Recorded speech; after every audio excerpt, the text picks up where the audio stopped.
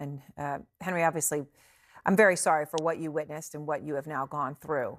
You were there yesterday asking questions, standing actually at the front because as Charlie Kirk walked out to the crowd, and then you got selected to ask the first question. I mean, literally moments before he was killed, right? You get picked, you start asking your question.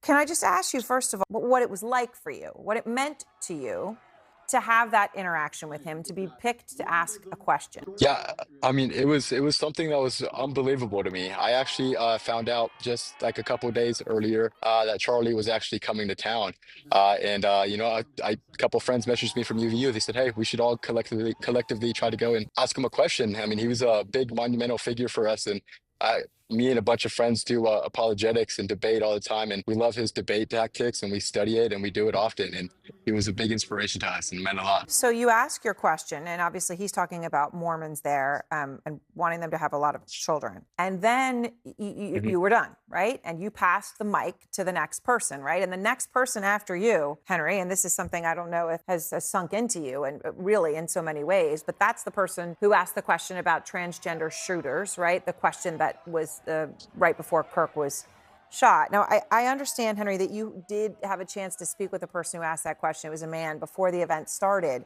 What can you tell us about that conversation when you were talking about your questions, the chance that you both had to ask one? Yeah, after we each kind of got selected, they picked about four or five of us to be at the front of the line. We each kind of had about 5 to 6 minutes where we just kind of discussed, like, hey, like, what are we going to talk about? What are your questions and what are your questions? You know, there was a lady that was going to talk about some abortion issues, which was understandable. Charlie talks about them all the time. Other was some racial issues, and his was transgenderism, and the why people feel like they are something that they aren't. And I never got anything out of that or even heard anything where he was going to refer to anything about shooting. I think I don't know if it was purposeful or not or what the whole thing was, but it was shocking to me just looking back after the events, the sequencing of everything. And I think it kind of just leaves me guessing a little bit. Right, because you're saying you knew it was a question about transgenderism, but it sounds like Yeah. from your conversation with him, could you tell that he disagreed with Charlie on that issue, or could you not even tell that? Yeah, yes, ma'am. As a matter of fact, I think I was, which was kind of ironic. The first person asking the question, I actually really didn't disagree with Charlie on a lot of things in regards to politics. I agreed. I had to find the religious aspect so I could find something to disagree with him on. But the three people behind me all had things that they disagreed with Charlie on.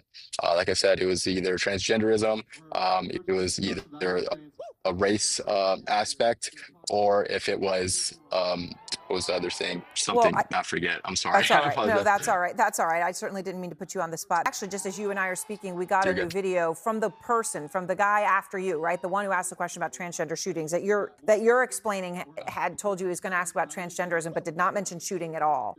That person just shared a video statement with us. Just got Okay. it. I haven't heard it myself. Let me play it. You and I can hear it together, Henry. And people have obviously pointed to the irony that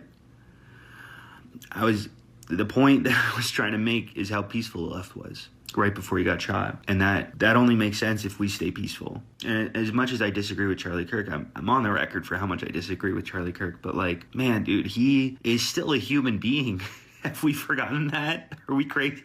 Like, Obviously, he's emotional and upset there as well. What's your reaction hearing that? Of course, that's the young man who asked the question right after you. Yeah, yes, ma'am. Yeah, I think I kind of feel for him a little bit because I can definitely understand that how some people might be giving him some backlash just because the sequence of how he articulated his question and then what came immediately after.